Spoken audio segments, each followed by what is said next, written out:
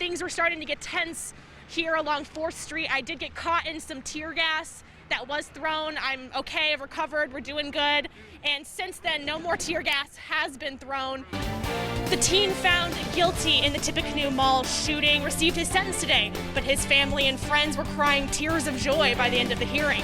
I'll tell you how Ion Irves is getting a second chance. Governor Holcomb has a message for Hoosiers. To those who think we're overreacting about the coronavirus situation, we're not. We are at war with COVID-19, and we will win that war. Many people who have parents in nursing homes have to get creative when it comes to visiting their loved ones, like visiting them at their window. And they have to talk to their parents through the window while on the phone. The Chromebooks are helpful tools for students to use in the classroom. But they're also a responsibility. You can also use your device if it connects to the Bluetooth in your car, or if you have a phone stand that attaches to your dashboard or windshield. Our team on the ground has confirmed that tear gas has been thrown into the crowd.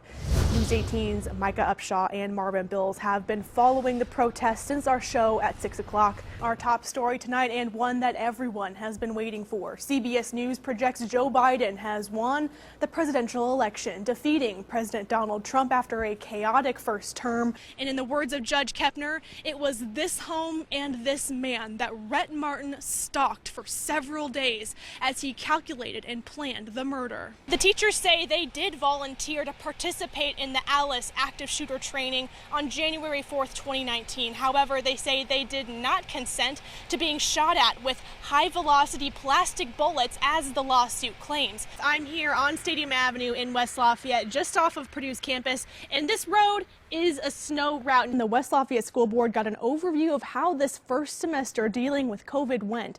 West Lafayette Intermediate School had to be shut down the week of Thanksgiving break. Lafayette Urban Ministry is getting a $10,000 donation this week, and that's thanks to a company called Electric Plus.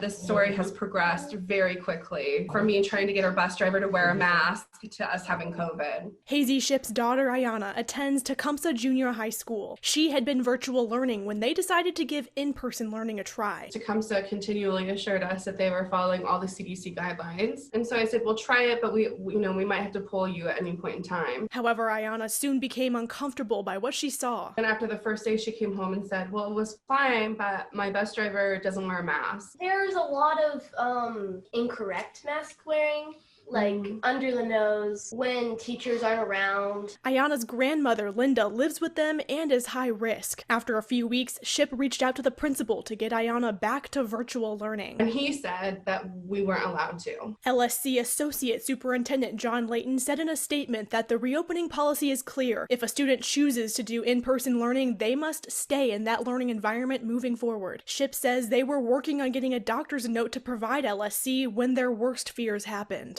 Linda started experiencing really low oxygen levels, but we were all experiencing kind of cold symptoms by then. The family tested positive and Linda had to go to the ICU. I feel a lot of anger because this was exactly the situation we've been trying to avoid. Hazy and her family are not the only LSC family concerned with how the district is handling COVID-19 protocols. A Vinton Elementary School parent says he keeps getting emails from the school about positive cases being found and wants to know why the school is still open. We keep getting these emails, but then they don't want to do nothing about it. This anonymous parent has a kindergartner at Vinton. He sent us 5 COVID notice emails from the past 2.5 weeks. Frustrating and concerning. You got to worry about, okay, is my kid going to get it? And just because your kid ain't been exposed to it, that don't mean that's right to keep the school open. Layton says, quote, the letters do not necessarily mean that the student was ever at school with COVID. The school remains open because we are able to mitigate the risk of exposure and because there is not a staffing issue. Anna Darling, News 18. Let us breathe, let us breathe. These 3 people had never met before 5 o'clock Wednesday afternoon, but they had one thing in common. I just really felt the need to do something. We have to fight the cause together, and that's what we're doing. We're all humans, and we're all beautiful. Matthew Corey stood at the corner of 3rd and Columbia for hours. I've been going to the other protests this week. After everything that happened yesterday, especially in Washington, D.C., I just really felt the need to be out here and make sure that people found out what happened. And his tenacity inspired others to join him. Michelle Richardson-Stokes works at the Tippecanoe County building. I was on my lunch break and I seen this young man standing out here. And I said, well, when I get off work, I'm gonna go out here and stand with this young man. Christian Carrera joined soon after with his guitar. And together we can change this world. I got off work and I saw him and I was like, yeah, bro. When I got home, I was like, I have to help him. And bring us peace. Living in Lafayette for 41 years, you will experience it, and it's going to go on. Racism is not going to die, but we will have to, put a cap on it. Michelle says unity is important for the end goal she would like to see happen. Reform, train the police officers a whole different way, because I never want to know how George Floyd's mother feels. I never want to know how Tamir Rice's mother feels. I don't want to know how Trayvon Martin's mother feels. I don't want to know that. Matthew says he was very happy for the company and the support. I think there's a nationwide movement going on that's really motivating people, and I was just happy to be a part of it.